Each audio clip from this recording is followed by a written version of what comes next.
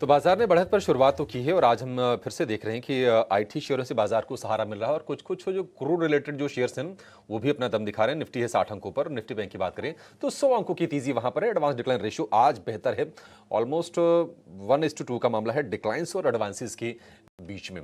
हमारे सारे एक्सपर्ट्स तैयार हैं आपको एक से बढ़कर एक ओपनिंग के ट्रेड सुझाने के लिए। शुरुआत करेंगे वैशाली जी, आपसे बताइए आपकी नजर कहां पर गई है और कहां कहां ट्रेड के मौके मिल रहे हैं अभी।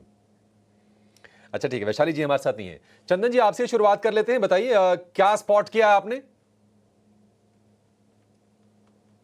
देखने को मिल रहा है कैपिटल मार्केट रिलेटेड सारे सेक्टर पे हम पॉजिटिव व्यू है।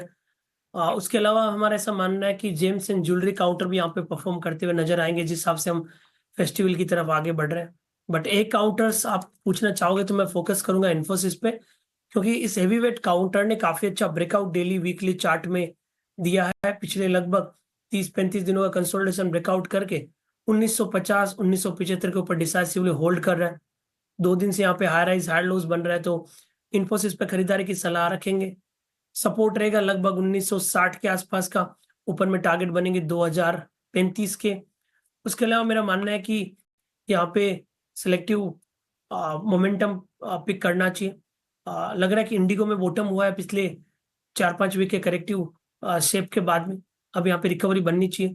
4670 का सपोर्ट रहेगा, ऊपर में 4950 के टारगेट के। ठीक है, ये दो शेयर हो गए, एक क्रूड वाला हो गया और एक आईटी वाला हो गया। इन्फोसिस के लिए टारगेट 2035 का 1960 रुपए का स्टॉप लॉस आपको लगा के चलना है। और दूसरा शेयर हो गया इंटरग्लोब एविएशन यानी कि इंडिगो, 4670 का स्टॉप लॉस, 4950 के टारगेट। दो शेयर आपको बता दिए चंदन जी ने।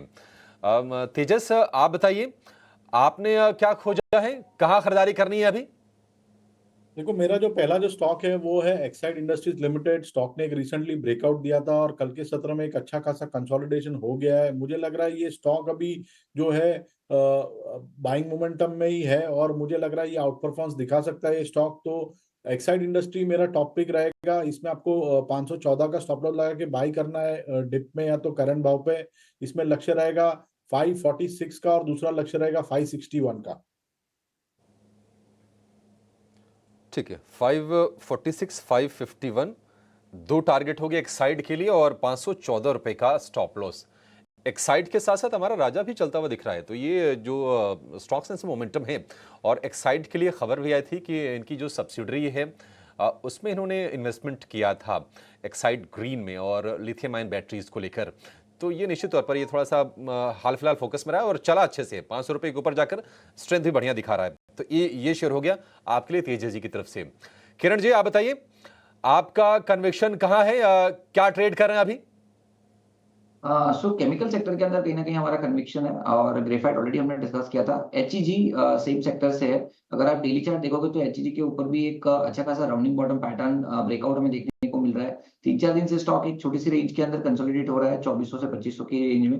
आज के सत्र में हमने देखा गैप अप हुआ है 2500 के ऊपर, सस्टेन है। तो मेरे हिसाब से एक बार के लिए यहाँ पे लॉन्ग करके जा सकते हैं। 2450 का एक पोजिशनल स्टॉप लॉस रखिए और थोड़ा इंट्राडे के पॉइंट ऑफ व्यू से नहीं, थोड़ा 1-2 दिन के होल्डिंग पॉइंट ऑफ व्यू से आप सोचिए 2500 के आसपास ट्रेड कर रहा है, आप लॉन्ग करिए। 2450 के नीचे का स्टॉप लॉस मेंटेन कीजिए और ऊपर में कहीं ना कहीं 2630 2640 के आसपास ये स्टॉक जा सकता है।